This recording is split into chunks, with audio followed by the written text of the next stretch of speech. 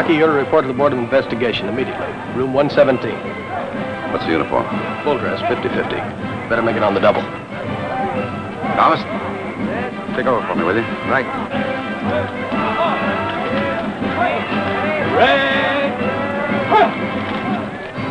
Mr. Denmore, Raymond Denmore, Jr., and I'm their attorney, Lou Proctor. Well, gentlemen, I see you're on time.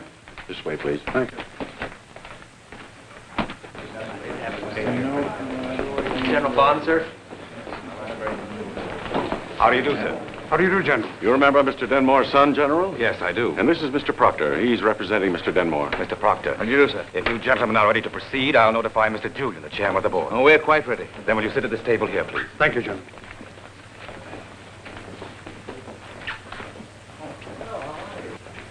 You, sir? Sir, Cadet Gilman reports to the superintendent as ordered. Your place is there. Mr. Julian, if it's agreeable to you, I believe everyone is ready to proceed. Our principal witness, Cadet Gilman, is here. Instead of using the term witness, we prefer to call him defendant, General. That is a question for the board to decide. In any event, he is ready to answer any questions you may care to ask. I think before we attempt to interrogate Cadet Gilman, we should hear the background of the affair from Mr. Denmore or his attorney. Thank you, Mr. Julian. Very well. On the surface, this matter would appear too insignificant to justify the convening of a group such as this. A Congressional Board of Investigation under the distinguished chairmanship of Representative Julian. My client's son, Raymond Denmore, Jr., was compelled to resign from the United States Military Academy for an alleged violation of something with the high-sounding name of the Honor Code of the Corps of Cadets. He was accused of lying by another member of the Academy, Cadet Captain Rockwell Gilman. An apparently insignificant matter, important only to Raymond and his family. An incident. But we are going to prove that only at West Point could such a deplorable incident occur. We believe that the Academy is undemocratic and therefore a misuse of the taxpayers' money. And we are going to prove this by an investigation of the character of one of the Academy's model cadets, this same Rockwell Gilman. We will show that he is the epitome of everything that's undemocratic about the so-called national institution. A man whose unsupported testimony caused the dismissal of my client's son. That he's a bully, that he's unreliable, untruthful, and perhaps even criminal. Gentlemen, we object to these inflammatory remarks. Cadet Gilman is not on trial. He was called as a witness in this proceeding. If counsel can prove these accusations and link them with the matter at hand, they are admissible, Colonel. But, gentlemen, this is not a doubt. Please start it. Thank you, Mr. Julian. And now, to provide the background, I should like to call Mr. Denmore and then his son. Very well.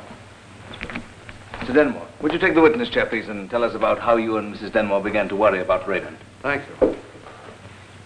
It was about 2 months after he'd entered the academy. Now, Ray is not the kind to complain, but we could read between the lines of his letters.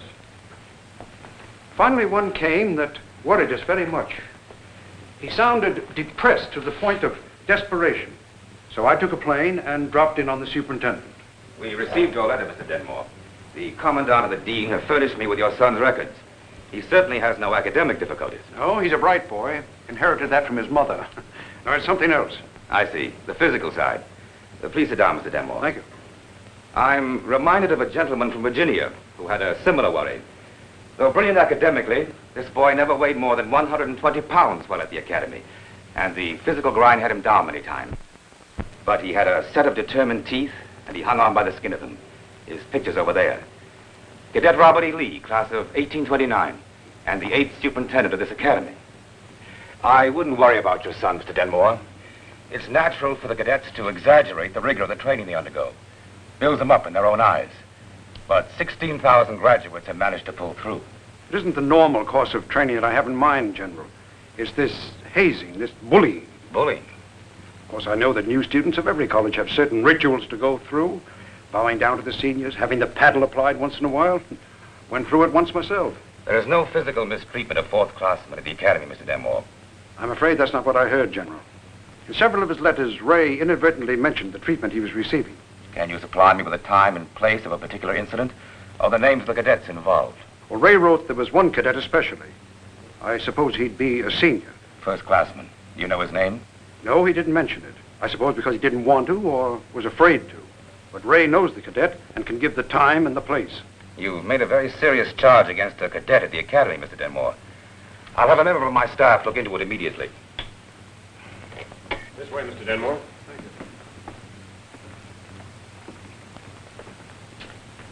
I discovered this boodle behind his field equipment. Lucky for the company it passed inspection. Sir, may I make a statement? You may not, and get a brace on those shoulders. Let's hear your statement, Thomas. Not statement, alibi. I put it there after inspection, sir. Doesn't ever belong there, Mr. Dom John. That's the second time in a week. I intend to report it. No report will be necessary. We'll let Mr. Denmore repeat his favorite speech. Go ahead, pop off, mister. I'm not going to be pushed around by any hero who fought the war at West Point. My father's just as important as any general in the Army. Ray, who made up that speech? Plebes are always given speeches to provide entertainment, Mr. Denmore. A curious form of entertainment. Who's responsible? I am, sir. I'm responsible for everything that happens in this company. Then you made up the speech. Not the first time, sir. Ray? Plebes aren't allowed to make up anything. Mr. Denmore, did you or did you not make that speech up yourself the first week you were here? No, sir, I didn't. That will be an official statement unless you wish to change it immediately. I won't change it. What difference does it make who thought it up? This is the Honor Committee's business, sir. Your son is lying. Honor Committee? Cadets are required to report breaches of honor to the Honor Committee. I'd like to talk to Raymond alone, Captain. May I take him outside? Very well, Mr. Denmore. Come along, Raymond. At ease, gentlemen.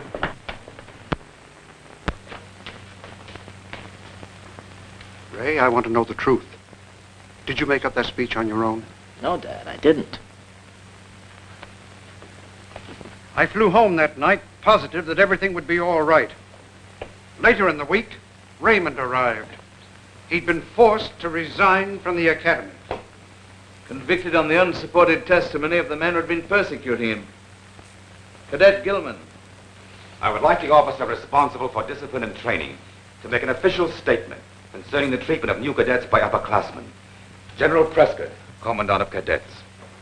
Gentlemen, under no circumstances is an upperclassman allowed to strike a plebe, or order him to do anything injurious to his health or repugnant to his conscience.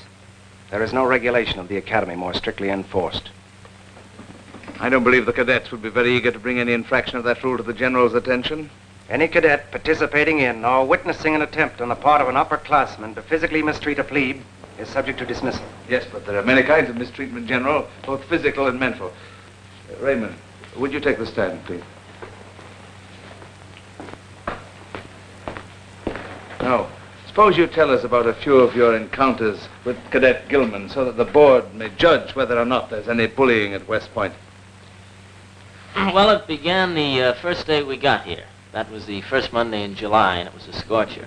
They had unloaded us from the train and made us carry our own bags up the stone steps and along Thayer Road till we got to the place where we were to register. I guess some of the fellas were pretty scared. We'd all heard about the beast detail that would be waiting for us when we got inside the barracks area, but none of us knew exactly what the upperclassmen in the detail were going to do. We found out soon enough. It was sort of a 5-minute preview of what we could expect for the next year. There were a lot of us, but they arranged things so we all got individual attention. Detail, halt! All men assigned to the first company fall out here. Forward, hurt! Drop that bag. Drop it. Stand tall, mister. What's your name? Ray Denmore. No, it's not. It's New Cadet Denmore. You understand? Yeah. Yes, sir. Yes, sir. Now, what's your name? You Cadet Denmore. New Cadet Denmore, sir. You Cadet Denmore, sir. Pop to, Mr. Mullen. Move your chin in. Suck up your stomach. Pop out your chest. Make your shoulders retreat. Move your chest way up in there. Take a deep breath there. Now get that chest up in there. Suck up that stomach, mister. Suck up that stomach. You hear me talking to you? Yes, sir. Well, I'm not talking for my health. Now, you pop that chest up. When I speak, you function. You will salute all upperclassmen you see. You refer to them as sir. Do you understand? Yes, sir. Mr. Michaels, you've joined the best company in the Corps. Do you know who's going to make it that way? Yes, sir. You are, that's right. Now, roll out that sway. Suck up your stomach. Now, reach for the sky with your top of your head. Now, pop your chest way up in there, mister. Let's make something out of that puny chest. Move it up there. Pull up your tie. Pull down your sleeves. Salute all members of the detail. You recognize them by the white gloves. Yes, sir. Keep on the double in this area at all times. You expect me to remember all of this? You didn't have permission to ask a question, mister. Let's hear your report to the first sergeant. Sir, you Cadet Denmore reports to the first sergeant of the first company as ordered. Very well. Report to the first sergeant. It wasn't 4 hours later that he got me again. You man, halt. Take care of this, please. Were you told to keep on the double in this area? Yeah, I guess I was. You don't guess either nor you believe. It's yes or no, sir. Yes, sir. Salute when you're spoken to. Yes, sir. Pulp that chest. Moving that chin. You have to keep on the double as you're told. Yes, sir. Where are you going? To the post office, sir. No, you're not. You're going to the barber shop and get your hair cut. Yes, sir. On the double. Yes, sir. Post. Hey!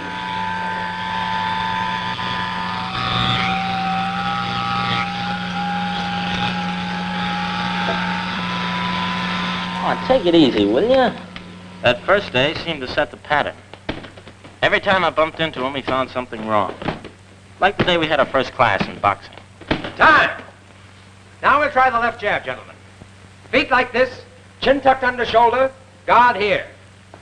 Left jab only. No slugging. Ready? Time!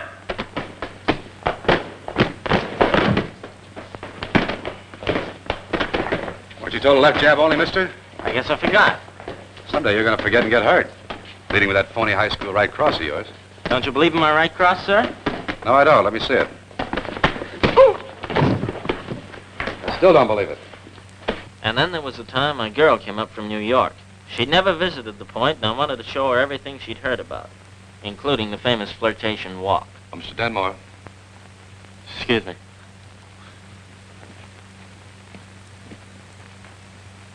Sir? Don't you know the flirtation walk is off limits to fourth classmen? Yes, sir. Report to me at first call for supper. Yes, sir. But I guess the worst trouble I had with him was on the firing range. Our whole group had been turned out for rifle instruction. Most of us had never fired a rifle before. Face firing! Are you crazy? Could be a court-martial offense pointing a loaded weapon up range like that. One step, you might kill somebody. Would you like that, dumb John? No, sir. We'll get back into firing position. Of course, he jumped me other times. Lots of times. But I guess that'll give you the general idea. How about the speech, Raymond? Well, there was no regulation I knew about against a man mentioning his father. Anyway, all I said was that he'd done all right where we come from. I guess Gilman must have heard about it. And made up the speech for you, eh? Yes, sir. It is not true. Your turn will come, Mr. Gilman. You see, gentlemen, Cadet Gilman's word was accepted without question. At a session close to Raymond, the honor committee determined that he was to resign. You must realize by now that the so-called honor committee was merely a secret group designed to perpetuate the autocratic army system. We propose to show you how false and unfair that system can be by examining the character of the man it's championing. A man who came to the academy while this country was still fighting Japan. Mr. Chairman, this attack on the academy and on the character of Cadet Gilman is completely unexpected. We request an adjournment until tomorrow. I think that's fair enough. We will convene here tomorrow at 9. Just a moment, please. We're making very serious charges against Cadet Gilman. What guarantee have we that he'll be here tomorrow? I'll be here, sir. Shouldn't Cadet Gilman be placed under guard? He has given his word. I'm sorry, I should like something a little more positive than that. That is our concern, Mr. Proctor, not yours. However, we would like to ensure Cadet Gilman's appearance tomorrow, General. Very well. Cadet Gilman, you are hereby confined to barracks after evening meal formation, and you will discuss this matter with no one. Yes, sir. The hearing is now adjourned.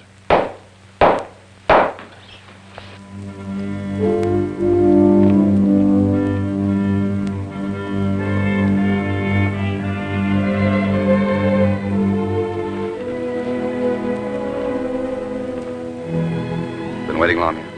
I was about to give you up. I've got something to tell you that you're not going to like. I've got to break our date tonight. Why? I can't explain it. Rocky, there must be some reason. I just can't be with you tonight. And I can't tell you about it.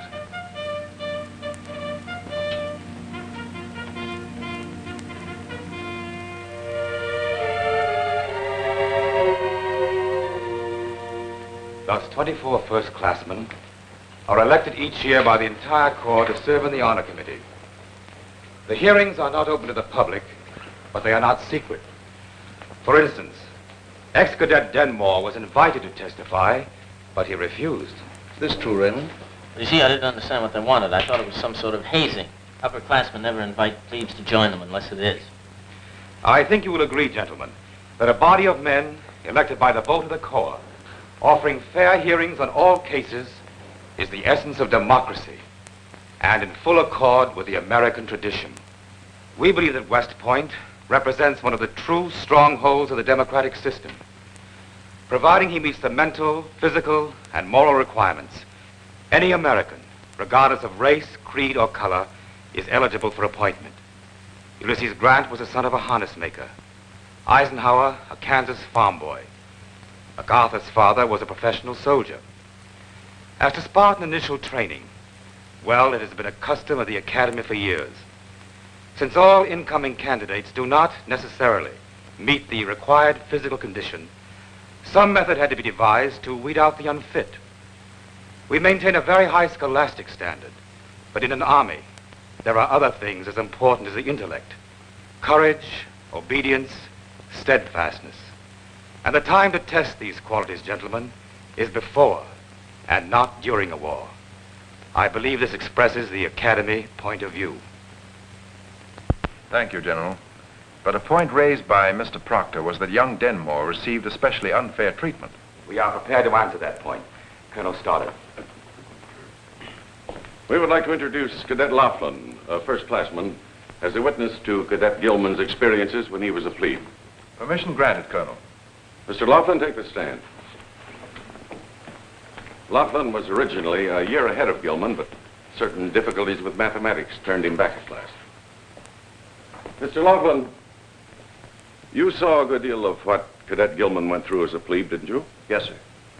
Of course, I was away at Camp Buckner that summer, but I know he received the standard treatment from the beast detail, and I saw a lot of what he took after that. By lucky break, we were seated at the same table in the mess hall.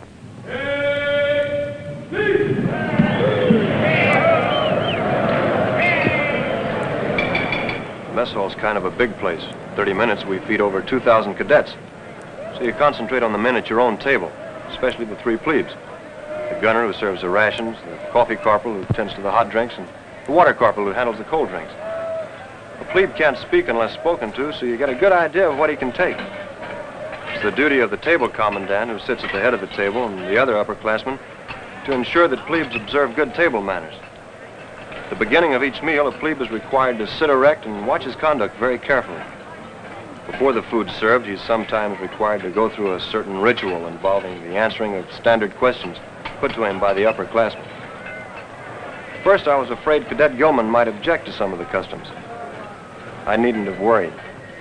Sir, the cold beverages at this table are water and lemonade. Is there anyone who doesn't care for lemonade? Send me water first, Mr. Dumbjohn. Water for Mr. Milton, sir. Keep your chin in, Mr. Doolittle. You too. Both you plebes get on the ball. What do you think this is, a tea party? Plebes all sit up. You've been dead beaten at this table long enough. Now put out like fourth classmen should. Sit up, misters. Look and act like plebes.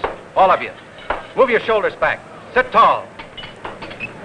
Now, Mr. Gilman, let's have the days. Sir, today is Tuesday, September 22nd. There's a hop Saturday night for the first and second classes at Cullum Hall, third class in South Gymnasium. There's a football game this weekend with Columbia University at Mikey Stadium. There are 91 days left till Christmas leave. That'll do, mister. Think you'll ever make a soldier, Mr. Ducrow? No opinion, sir. Form an opinion, Mr. Ducrow. Sir, in the fullness of time, under the benevolence of Providence, miracles may occur. Rocky not only had more experience than any upperclassman at the point, he had something else to cope with. Something pretty tough. Mister, don't you know you should come to attention, clear the way, and brace when upperclassmen pass? Yes, sir. And why are you standing improperly? No excuse, sir. Let's see the proper posture. Head high, shoulders flat. Both shoulders, mister. That's better.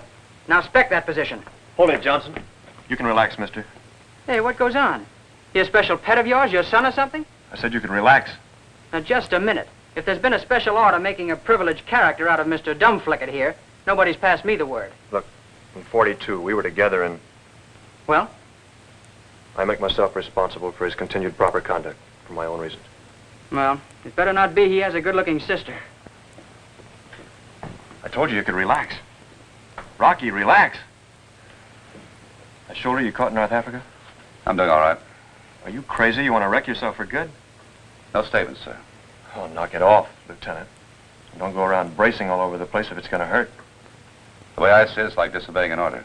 You've got to learn when not to obey. I've learned that all right. Well, anyway, you pull that shoulder apart and you'll be dismissed for disability. Sir, may I ask a question? Don't be stupid. Who did you whine to last year? My guess is Cadet Gilman took as much or more than 99% of the men who have gone through the academy.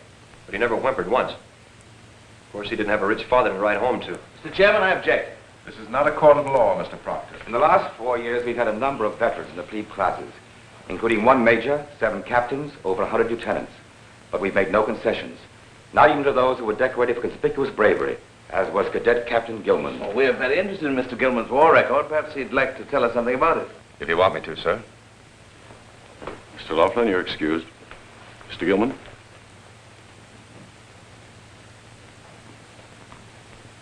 We would like to hear about every detail, but I warn you, we know a good deal about your history, so I advise you not to distort anything. I don't intend to, sir. Suppose we start at the beginning. You were drafted, weren't you? Yes, sir, I was drafted. But I never thought it was anything to be ashamed of. You see, it happened to quite a lot of us. I'll admit I wasn't very happy about it. You see, I had a job, and there was a future in it. And I had a girl. And Christmas was coming on. Christmas of 1941. And I had a pretty good idea I wasn't going to like the Army. From the looks of this bunch, the draft boards must be scraping the bottom of the barrel. Boil them in 2 columns, Sergeant. Yes, sir. All right, fellas. Fall in over here. Get that gear in order, soldier. Here, let me give you a hand. Who told you to butt in? There's no law against helping someone, even in this outfit, is there? Oh, so you're going to try and run the Army now, huh? No, but I'm not going to take Lieutenant, any... I'd like to speak to you in the orderly room. Yes, sir. Sergeant, take charge of these men. My name's Laughlin. What's yours? Rocky Gilman. Thanks, Rocky. So careful. If it wasn't for that other lieutenant, You'd be in the guardhouse, Mac. Come on, fellas. Fall in over here with the others. The next couple of weeks didn't change my opinion. Though Lieutenant Daniels, the one who'd chewed out the shave tail, seemed to be a good Joe. Even if he was a West Pointer. Then something happened that gave me a different slant. Lieutenant Daniels had just been reading us the Articles of War. Any person subject to military law who on any pretense whatsoever strikes his superior officer or draws or lifts up any weapon or offers any violence against him, being in the execution of his office, or willfully disobeys any lawful command of his superior officer, shall suffer death or such other punishment as a court-martial may direct. Any questions, men? Lieutenant, does that mean we have to obey every order of an officer? That's the way it reads, as long as it's a lawful order. Even when you know that officer is incompetent or inexperienced? Gilman, if you don't like the quality of the Army's officers, that's your responsibility. Why is it my responsibility? You can apply for officers' candidate school and improve it. No thanks, Lieutenant. This is your Army. Harry.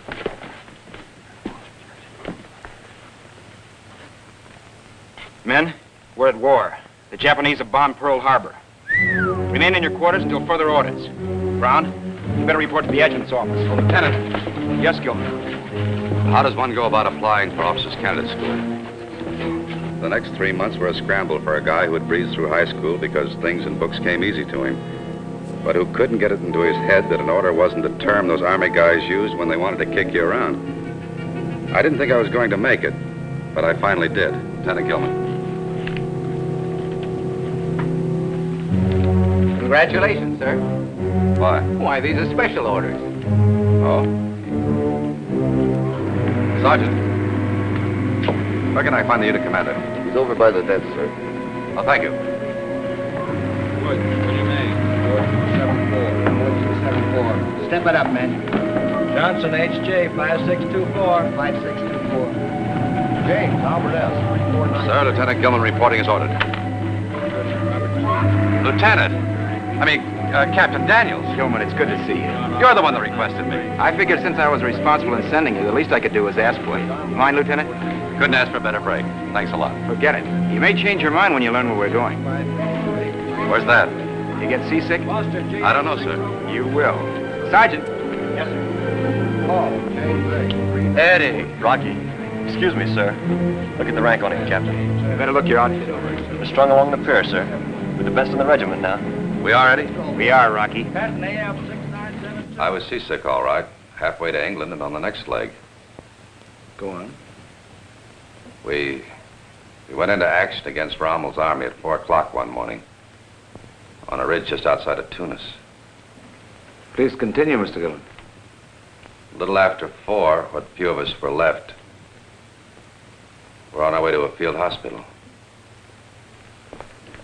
Like to tell us a little more about that engagement? No, I wouldn't. I thought you wouldn't. How long were you in the hospital?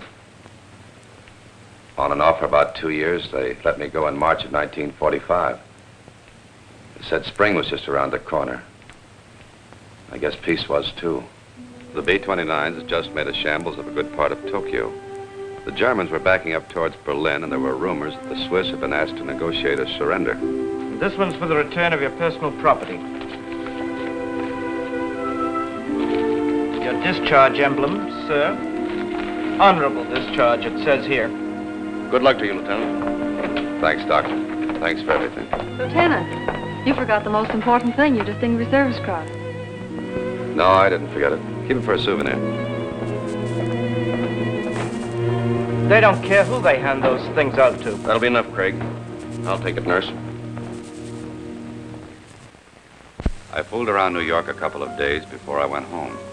I had a funny kind of dread that things wouldn't be the same. Or maybe I was afraid they would be, that I'd changed. The old neighborhood was a little dirtier than I'd remembered. And Pop's place looked smaller. But I suddenly had a warm feeling inside. Look, I say we get the pitching, then we get the pennant. What about first base? Who's going to play third? Who you got for relief pitching? Kelly. Rocky. Hello, Jim. Rocky. Hello, Bonnie. We thought you was dead or on the lam or something. Last we hear, you were in the hospital. They got tired of me, Bonnie. Gave me the old Hevo. Well, this calls for a celebration. Give him a drink, will you? What'll it be, Rocky?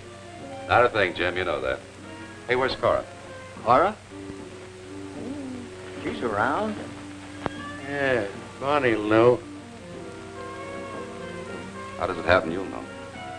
Well, it's just that, Just what?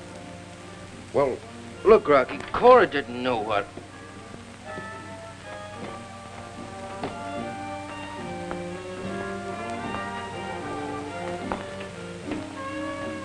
Hello, Rocky.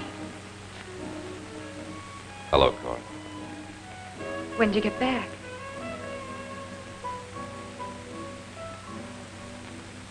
Pretty as usual. Why didn't you write? I did. You didn't answer, Cora. I didn't get him. Not a one, honest. Forget it. By the way, Barney, congratulations. You told him? No, I didn't. You two should have told me. I'd have sent you a wedding present. A nice, brand new hand grenade.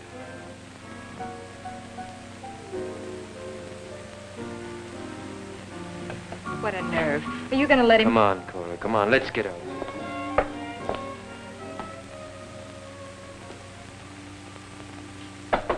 Come in.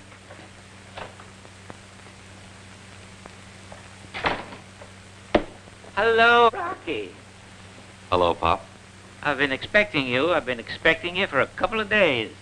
Who let you know? The doc did. Doc White wrote me a letter. About what? Nothing much. He sent me this, too. The Distinguished Service Cross. He said you didn't seem to want it. That's right. Mind telling me why? Maybe sometime. I never thought I could get a bang out of being next of kin. Distinguished Service Cross. The kid I took out of St. Vincent 16 years ago. I never told you, Pop, but I adopted you. Whoever did the adopting made no mistake. Now, what are your plans? I haven't any. You were kind of bright in school. You were good at the stuff that comes out of books. You didn't go to work at it. So what? So, you put what you're good at together and you want to go to college. Pop, do you know the difference between integral calculus and differential calculus? Which ward do they vote in? I know the difference. It's supposed to come in handy sometime. All right, all right. No college. But the doc said you ought to find something to keep your mind off things. How about a job? Maybe you're right. With me? Like it was? No, Pop.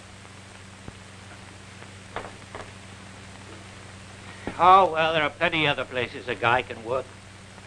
Let's see what we can do. He landed me a job, all right. 5 of them altogether. In a bank, in a couple of department stores, with a telephone company. And finally in the accounting department of a mail order house. Trouble, Mr. Gilman? Yeah, a little. I wouldn't bother about it. Takes time to get the routine. But I've already been here 2 weeks. Well, we're not worried. We know how difficult it is for you soldiers to readjust. I want to tell you a little secret. I sat at that desk 35 years ago. Same desk, same window. And I had trouble, too. I never dreamed that I'd be manager of the bookkeeping department someday. And in 6 months, I'm going to retire. A pension every month for the balance of my life. What do you think of that? Congratulations. Oh, you'll get to like it. This desk, and even that wall. They paint it gray every 3 years. At first, I used to hope they'd pick some other color, white or yellow, but it was always gray. After a while, I wouldn't have wanted any other color. It was better for my travels. This company send you out? They didn't have to. There are those who just see the bricks in that wall. There are 2,264 in case you're thinking of counting them. But I see what there is to see. Berlin's Tear Garden in the spring. The funicular car carrying me up to the widespread tops of the Alps. Paris with its steep roofs. Sometimes on fine days, the veldt of Africa. Never get so you want to count the bricks in that wall, Mr. Gilman. See what there is to see. It's magnificent.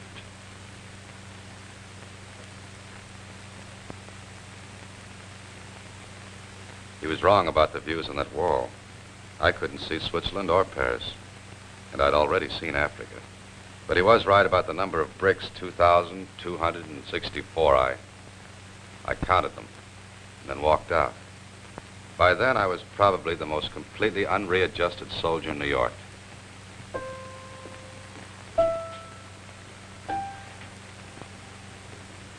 Rocky, Yeah, Jim?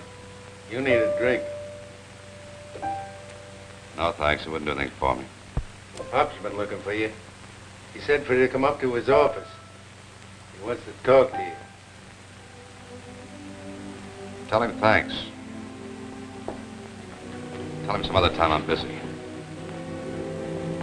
But I guess the real blow-off came on VE night. The cubbyhole I'd rented in a fire trap over on Broadway.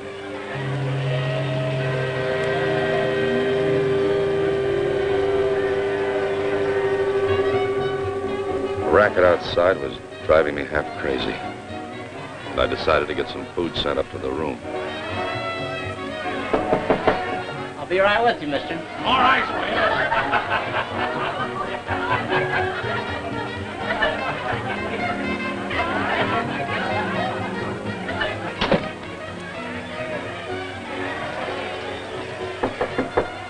Come in. See? I told you. Isn't he pretty?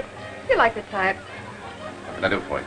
Come on down the hall, bud. We just started the celebration, and we're short of men. No thanks. No, mister, don't be like that. Come on, be polite. I said no thanks. What's the matter, bud? You German? Of course he's not a German. He's coming with us. I said no. I know. If he ain't a German, he's a 4F.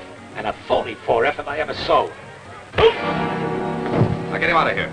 I told you I didn't like his type. Fine thing, offer a fella a drink. Hello, Rocky. Come in, Pop. How long has this been going on? Not long enough to keep away from these victory celebrations. They're all right. They're having a good time. A good time paid for by guys like Harry Daniels. Your captain. You want to tell me about it? Didn't the doc tell you? He said you'd do the talking. There's a time in every man's life when he has to get something off his chest. Bottling it up is no good. It just ferments until it busts, like now. Could be. If you don't want to tell me, how about somebody else? How about the doc? Not him. But somebody. Somebody.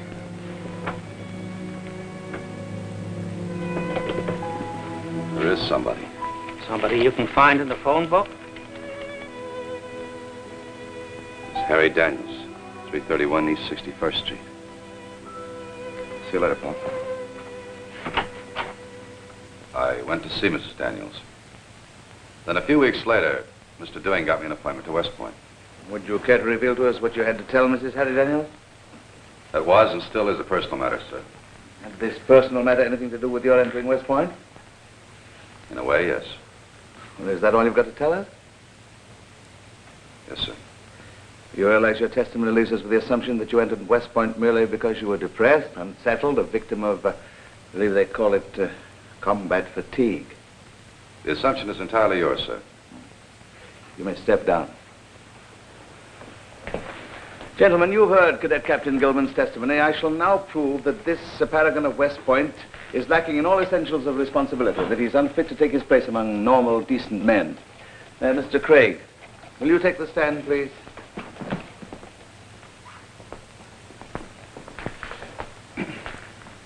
I should like to introduce Mr. John Craig. Mr. Craig was medical corps attendant at Walter Reed General Hospital, Washington, D.C. during 44 and 45. Mr. Craig, did your duties involve attending on the then Lieutenant Rockwell Gilman? Yes, sir.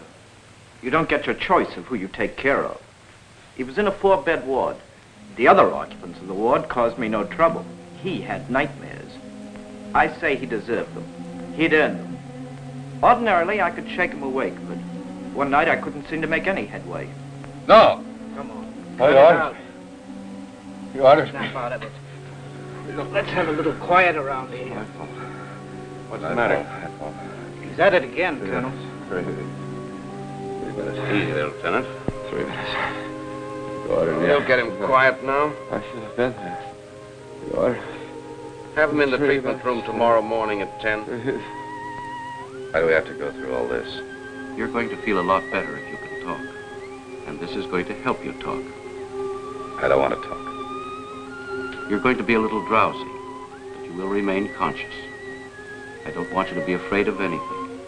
Just relax. Unclench your fist, Lieutenant.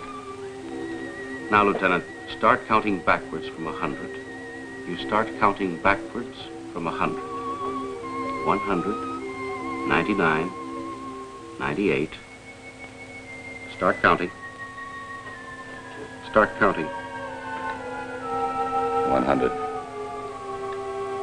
99. 98. 97. 96. 95. Keep it up. 95, 94. 95. 94. That's fine. Now we can begin our talk. You're going to remember everything just as you saw it. Every detail as clearly as you can recall it. Just as you saw it. No. Now relax. Don't fight it. You're going to remember everything just as you saw it. It was something that happened in combat, wasn't it? You were being fired at. Yes, that's it. We were under fire. We were on a hill.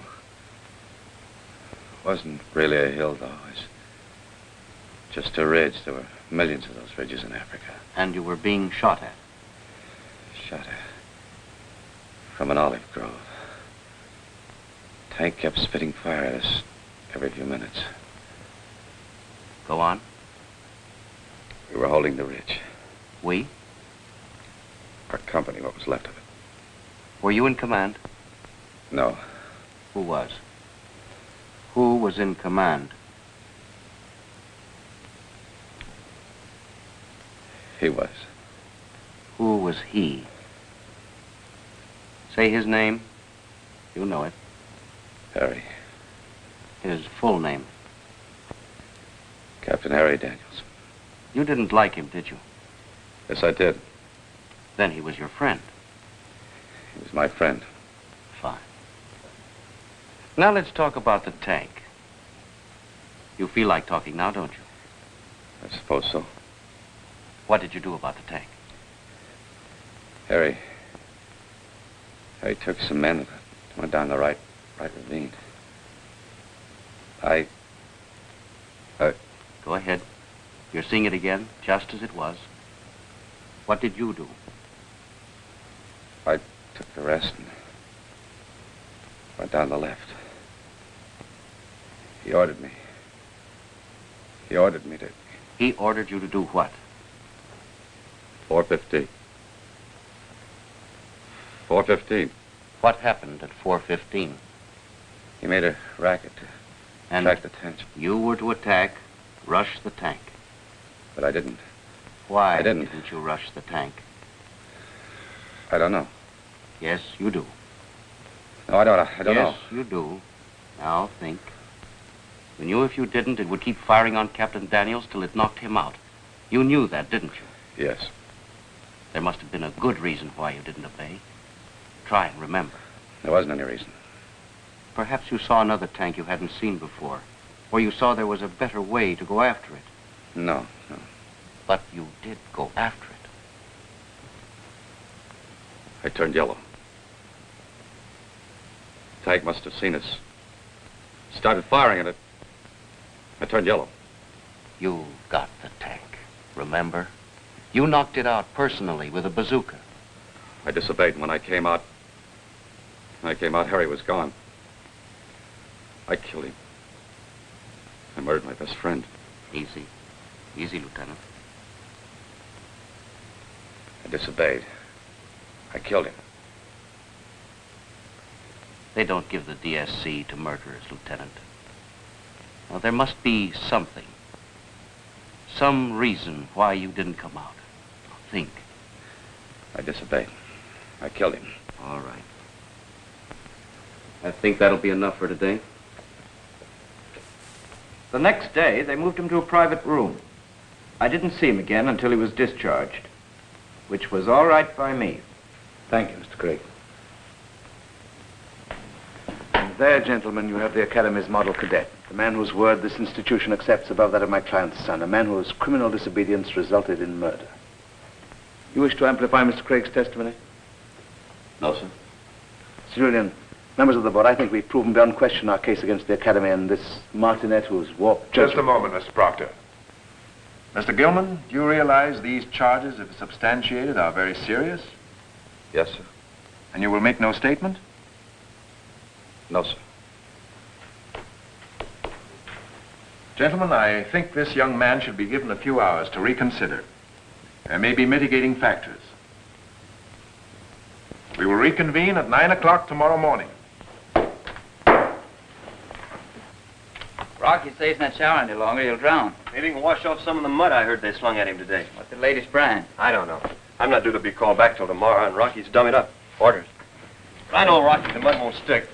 Special delivery for Gilman. Taking a shower, I'll sign for it. Good night. Good night. No perfume, but it's from the one and only. There's no such animal as the one and only. How would you know? The number of Dear John letters the guys get each week. At least 500. Your own statistics? 10 or 12 anyway. Dear John, although in that darling gray suit you all will remain the cutest trick I've ever seen, I feel I must tell you the reason I'm returning your precious old ring isn't because Mr. McElroy's father owns a diamond factory. Because Mr. McElroy can devote more than 3 times a year to seeing little old me. Think of little old me as your sister always. Your ever-loving friend, Susie Berry. Yes. Little old me just found out what a second lieutenant's base pay is. That's all, brother. That's no Dear John letter. Not from Ann Daniels. Special for you, Rocky. Thanks. You almost didn't make it. Yeah, Taps is due to go any minute. Anything wrong, Rocky? Something happened? There's Taps.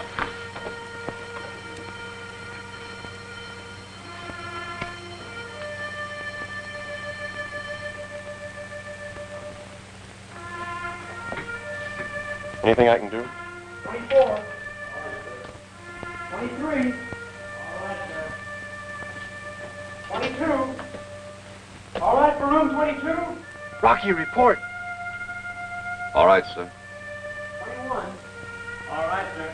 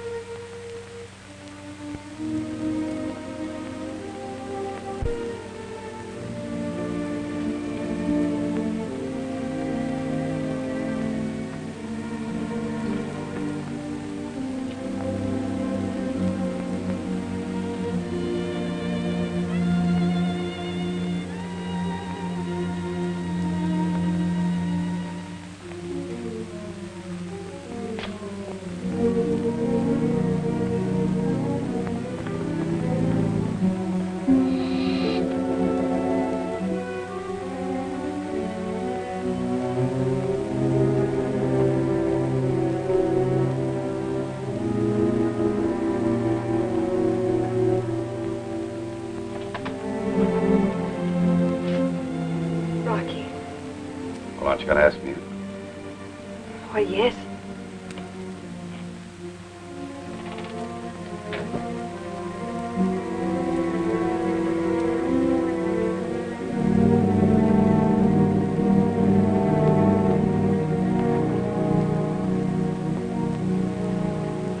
Five after 2. Proctor's gonna love this. Are you sure that's him? I certainly am. Let's go.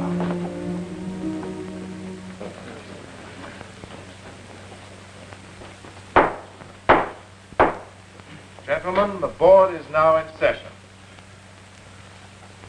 And I see that Mr. Gilman is not here. Mr. Julian, we have someone looking for him. I wouldn't bother, General. I understand that Mr. Gilman has left the academy. I believe permanently. Well, that's impossible. It would have been reported. I assure you he was in New York last evening at a certain young lady's apartment. Gentlemen, that closes our case. I move that you recommend the reinstatement of Mr. Denmore's son and the immediate overhaul of the academy's administration. Just a minute, Mr. Proctor. Sorry to be late, sir, but I'll hear your explanation later. Take your place. Yes, sir. I can give you the explanation, and it's pertinent to this investigation. Mr. Gilman, I'm amazed that you should have the temerity to Mr. Proctor, the witness has appeared voluntarily. Mr. Gilman, you have decided to make a statement? Yes, sir. Mr. Chairman, I object. This man has proved his unreliability by leaving the academy without permission. Whatever he says is bound to be suspect. Nevertheless, we will hear him, Mr. Proctor. What have you to say about Mr. Craig's story? It's true, sir. It's exactly as he said. You are admitting your disobedience caused the death of Captain Daniels? Yes, sir. Mr. Gilman, you certainly have your moments of honesty. While you're in your present mood, why didn't you tell us why you were absent from the academy last night? No, sir. Why not? It's still a personal matter, sir. General, as his commanding officer, I suggest that you order him to testify. Just a moment, please. My name's Dewey. Mr. Gilman's guardian? Yes, sir. I'd like to say a word for Rocky, if it ain't out of order. That's not a bit out of order. Pop, you stay out of this. No, I won't.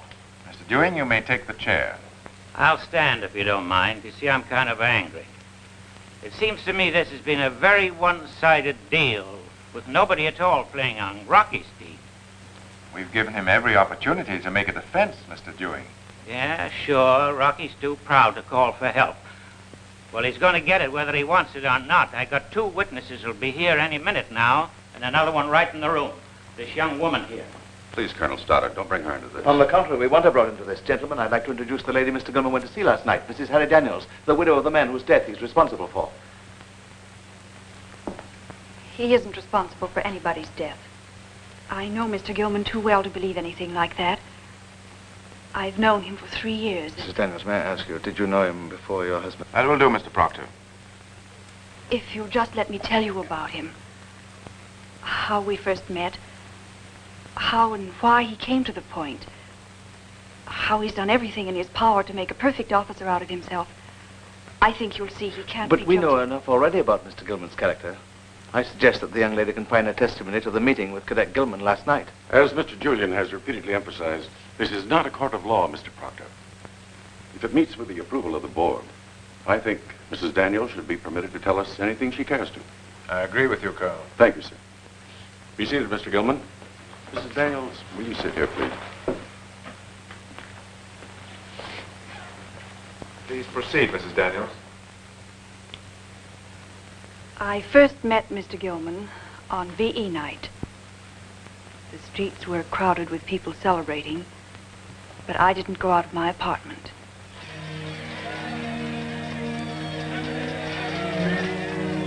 I understood how they felt and couldn't blame them for wanting to celebrate. They were happy and relieved that half the war was won. But for me, the war had ended long ago on a hill in Tunisia.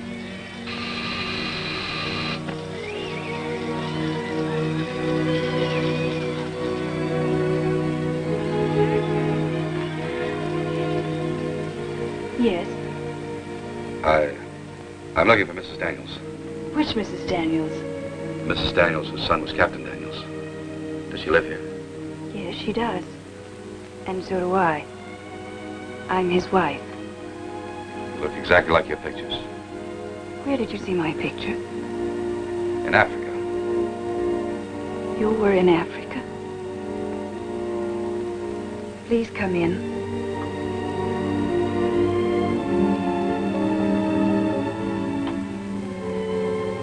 Won't you sit down? No, thanks. What's your name? You've never heard of me. It's Rocky Gilman. Never heard of you. Why, Harry's letters were filled with stories about you. He said you were the most valuable officer he had. When will his mother be home? Not for a while yet. Then you'll have to do. To do what?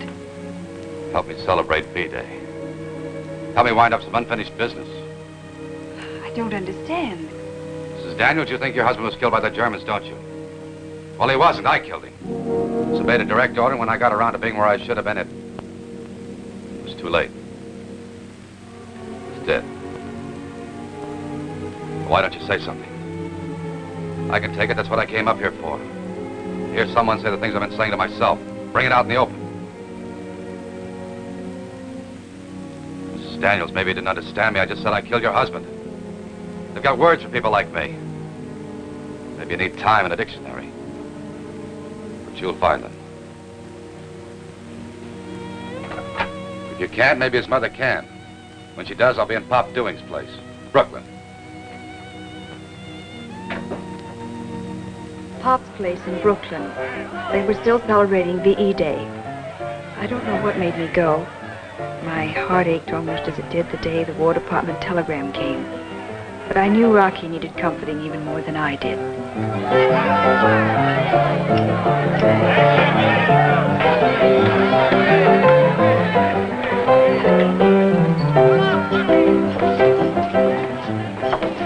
Could I speak to you, please? I've been waiting. Pop, this is Mrs. Daniels. This is Harry Daniels. Oh, excuse me. Mighty glad to meet you, Mrs. Daniels. Won't you sit down? I hope you'll excuse me. I have to run an errand. I'll see you later, Miss Daniels. Must have found your dictionary. May I say something? Sure, go ahead.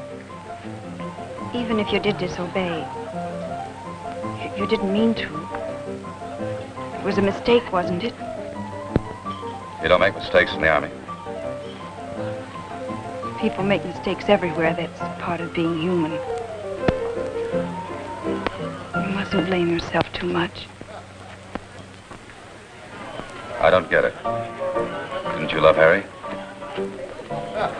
I loved him very much. Why are you concerning yourself about me? Hiya, Rocky. War's over, fella. Why don't you and the lady have a drink with us, huh? No, thanks. Maybe this is the reason you wrote so little.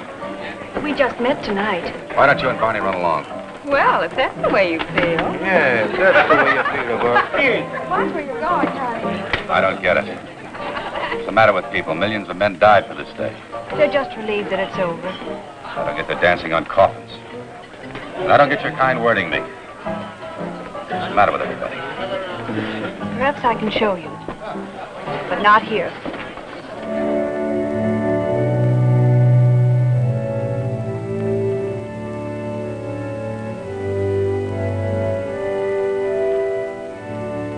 I think he understood without my saying anything that he wasn't alone. That all over the world there were people who knew the pain and cost of victory.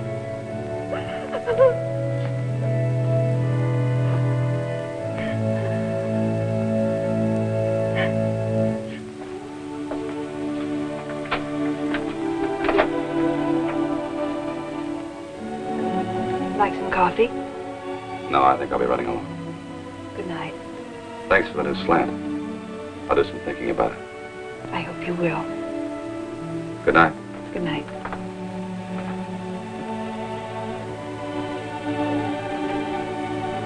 I didn't sleep that night. I couldn't. Memories of Harry tumbled through my head like leaves in a windstorm. And in the lulls, I thought of Rocky, tortured by a guilt complex that was on the verge of unsettling his mind. It was almost dawn when I realized what I had to do. Realized that my obligation was not only toward the dead, but toward the living, too. 2 days later, with some help from Mr. Dewing, I found Rocky again. He was living like a hermit in a little hotel room. He wouldn't go out that day. And in the first week, I took enough rebuffs to alienate almost anybody. But by that time, I wasn't almost anybody. I was someone with a purpose in life. We had lunches and walks on the Battery, and early movies. And finally, he came to the apartment for dinner. At last, he got up nerve enough to meet Harry's mother. And he liked her. And he began to talk about finding a job. And then one day, Mother and I received invitations to attend a ceremony. It was a very special kind of ceremony. And I thought it might complete the cure if Rocky attended too. In accordance with a custom established nearly 100 years ago, this plaque has been presented to the Academy by Captain Daniels' classmates. Chaplain York, will you say a few words? This plaque is dedicated to the memory of an Academy graduate who gave his life for his country. But like the other plaques that adorn these walls, it is far more than a memorial to an individual.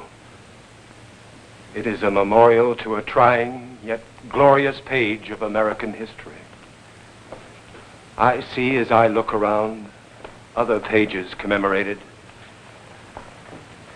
San Juan Hill, Belleau Wood, Chateau Thierry, Pearl Harbor, Corregidor, a distinguished company. But above all, I see commemorated here the spirit of the men who did not hesitate to make sacrifices when they were needed, the American spirit.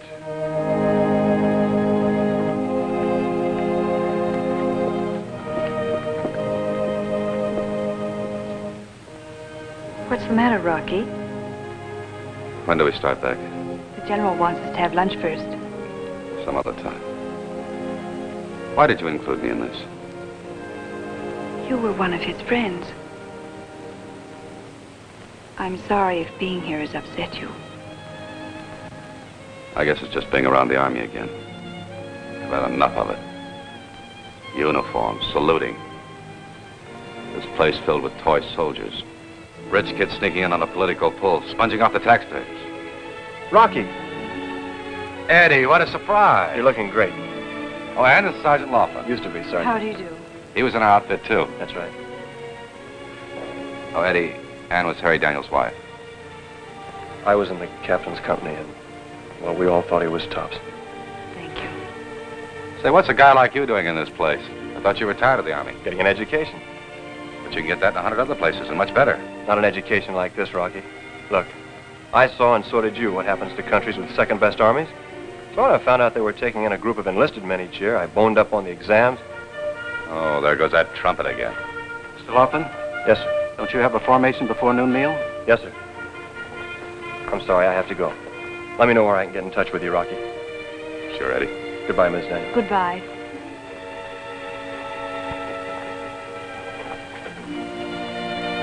Rich kids with political pull. Come on.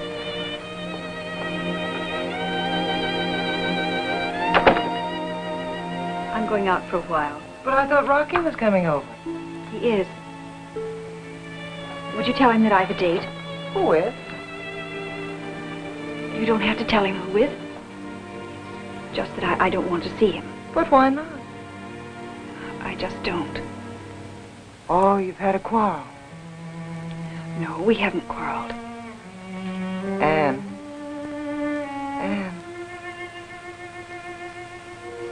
I've known all the time somebody was bound to come along.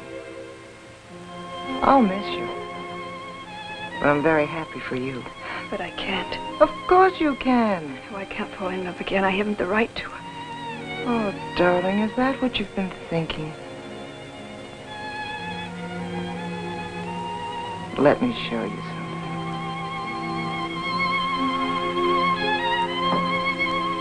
I suppose I should have read this to you sooner. But, well, like Harry, I wanted to wait for the proper time. This was his last letter. I'll read the part about you.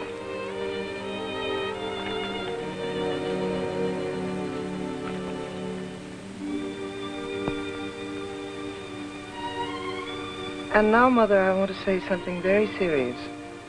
Things happen fast here, and you never know. If I'm unlucky, I want you to give Anne a message for me. Not right away, but when the time comes. I don't want her to mourn me too long. She's too young to spend the rest of her life living with a memory. I want her to have a normal life. To have a husband and a home and... Well, darling, that's about all. And you must believe that Harry meant every word of it.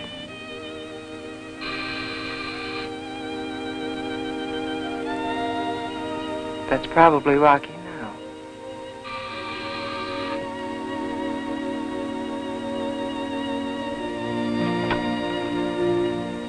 Hello, Anne. Hello, Rocky. Won't you come in? Sure. I can't stay very long. Why not? Oh, I've got things to do. Come over here and sit down. Hello, Miss Daniels. Hello, Rocky. I've got news for both of you. You found a job. Well, maybe you'll call it a job. It only pays a couple of bucks a day and keep. Where did you find a job like that? At West Point. West Point? Yes, Pop's getting me an appointment through one of his congressman friends. Of course, I'll have to do a lot of studying. Rocky, you're not serious. What's the matter with West Point? Well, nothing except... I didn't think you liked the Army. That trip you took me on started me doing a lot of thinking. Oh, Rocky, we're both so proud of you. There isn't a finer thing. Oh, wait a minute. Don't start blowing the bugles yet. I figured it out on a strictly cash basis. It's a free ride. The taxpayers are putting all of the bills. And they say it's one of the finest engineering courses in the world. A graduate can get a job any place he wants. And I've always had a secret ambition to be an engineer, so... Well, I can work in South America or Africa, building bridges. In 4 years, I'm in business. Rocky, it's wonderful. Isn't it, Anne? Yes, it's wonderful. I tried to pull the pieces together that night. Of course, I knew his talk about a free education was a blind to cover up the truth. I knew he was trying to pay the debt he thought he owed by taking Harry's place. But what I thought about was the Army regulation which said that if a cadet married before graduation, he would have to resign from the academy. 4 years, and I didn't even know if he cared. The only thing I had to cling to was a date 7 months off. The plebe dance at Christmas.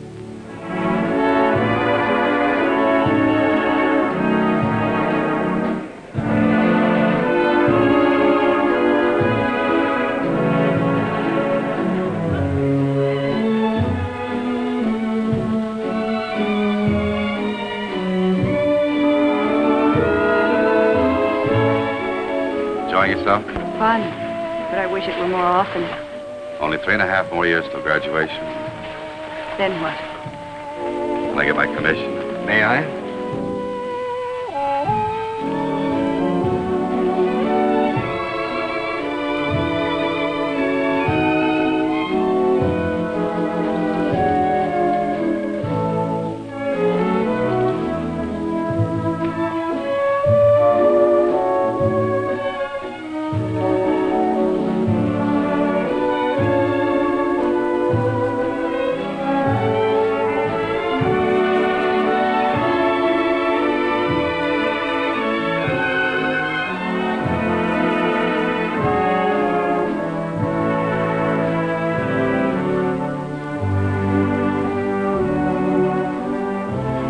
Army Blue.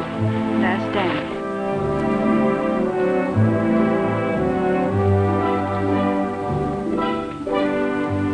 Be back east, won't you? Do you want me to? You know I want you to.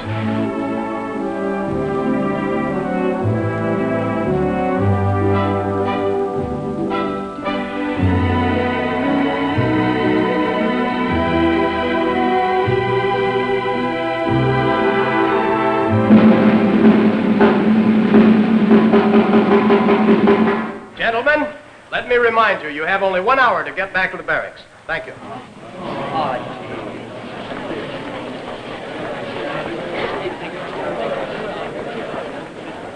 That night set the pattern of our lives for the next 3 years. Minutes of happiness, separated by months of waiting. I saw him for half a day on Easter. I remember we tried to find a place where we could be alone. The only trouble was that every other cadet at the point was trying too.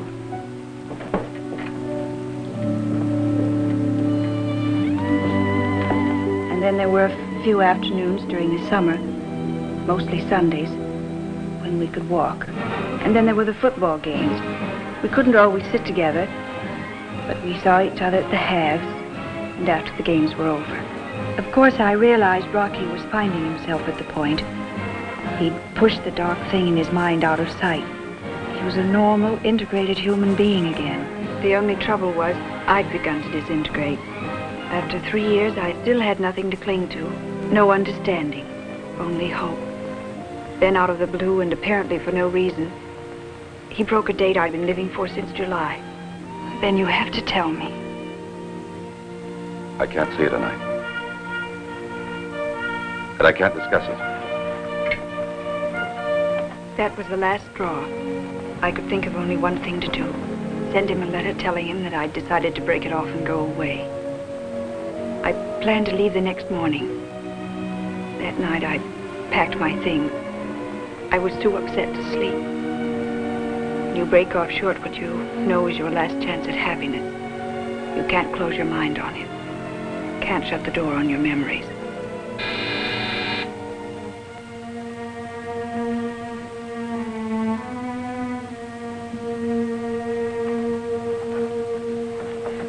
Rocky. Well, aren't you going to let me in? Yes.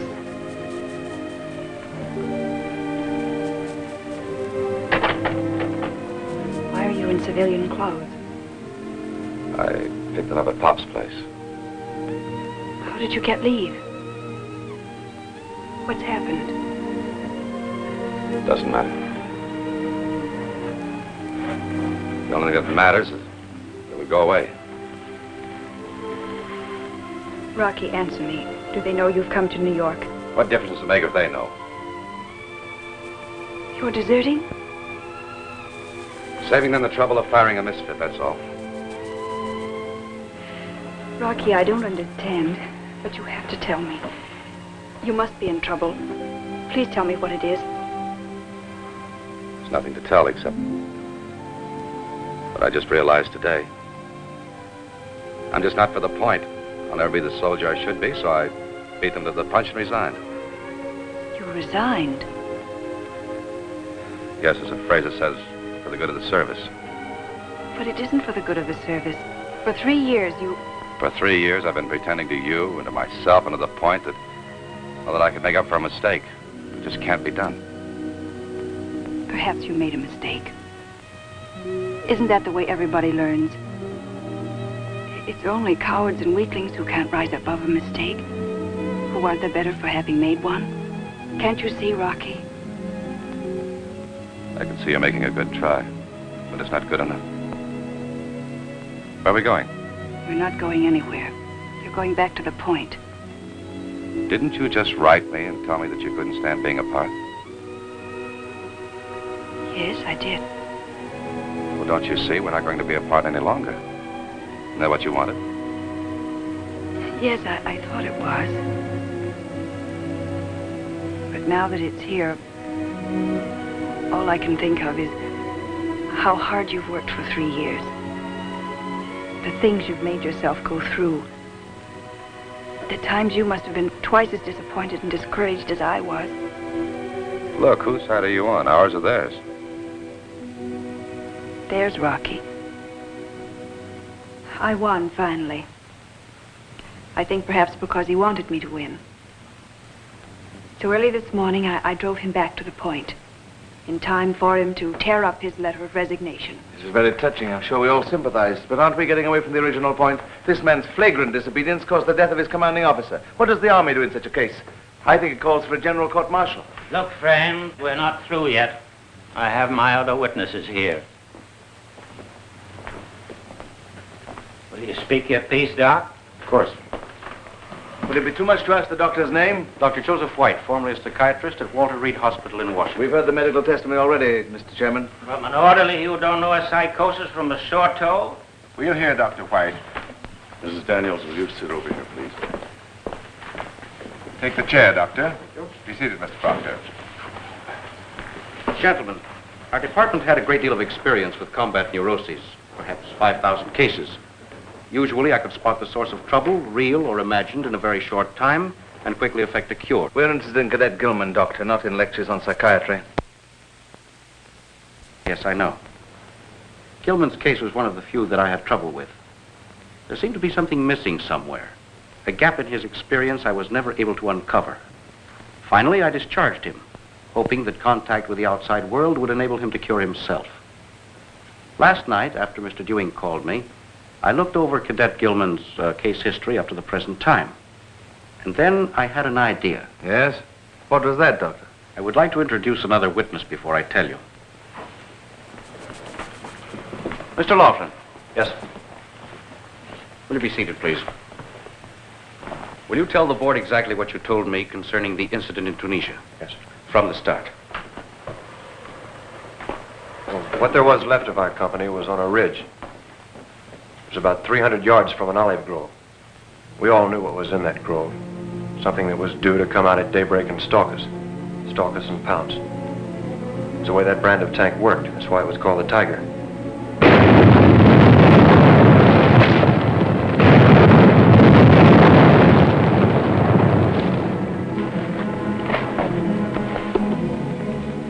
Two ravines cutting through this ridge.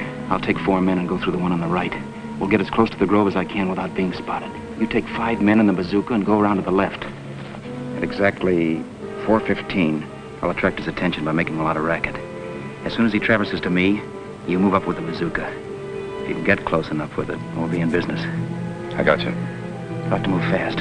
We can't take more than 1 or 2 shots. You must be there at exactly 4:15 or it's curtains for us. Now let's check our watches. Right. Let's get going. Good luck.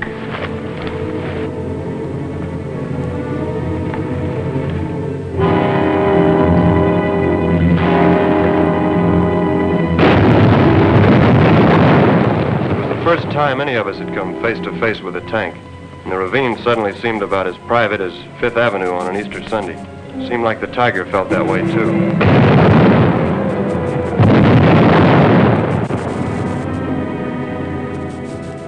I heard a moan from Whitey behind me, and I turned back. A shell fragment just below the collarbone. Rocky moved on ahead while I practiced a little first aid.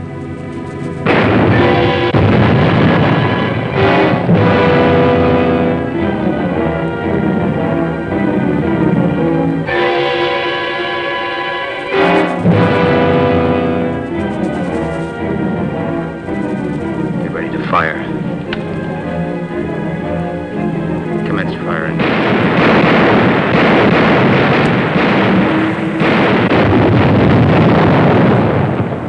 up with Rocky, I thought for a second he'd got it bad. But it was just concussion from a near miss. He apparently didn't know he had been out cold. He was still dazed, groggy.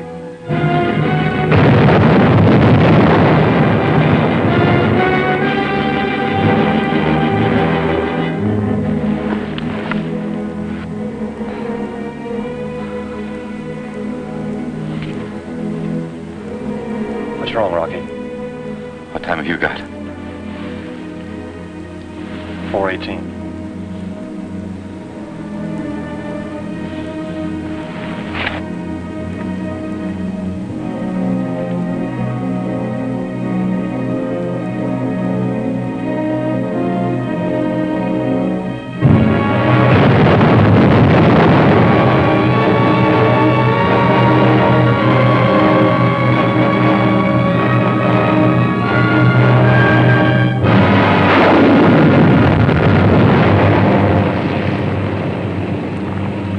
You got him. Come on, let's get to Captain Daniels.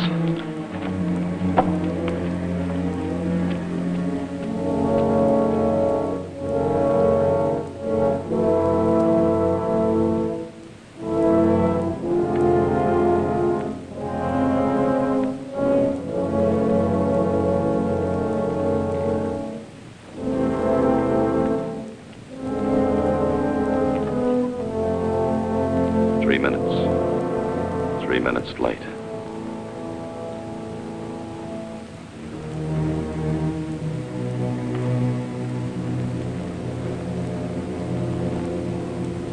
I wondered what he meant, 3 minutes late. I just figured he must have been hit pretty hard. I never knew until Dr. White told me today that Rocky thought he spent those 3 minutes getting up his nerve to go after that tank. You mean I was out for 3 minutes in that gully? That's right. Gentlemen, that was the link which was missing, the link I failed to find. During those critical 3 minutes, Gilman was not clinging to the ground, numb with terror as his combat-shattered nerves later convinced him he was unconscious, and therefore not responsible. Why didn't you tell me this before? You never would let me talk about it, Rocky, remember? Mr. Chairman, I should... Shut up. What? I said shut up. And you come with me. I want you to face this young man and tell him that he's a liar. So that's it. Go down and wait for me in the car. I guess I was all wrong about everything here, General, and I want to apologize. I'm sorry, Mr. Gilman. You should be. Chosen to devote yourselves in the military service of the nation, you help man the fortress for which freedom still finds need. This, your immediate mission, is one upon which the very existence of our nation may depend. The fortress must be strong, its garrison the embodiment of military efficiency. So long as West Point's graduates continue one in spirit with the men they lead, that long shall this school live in the proud boast that it serves America faithfully and well.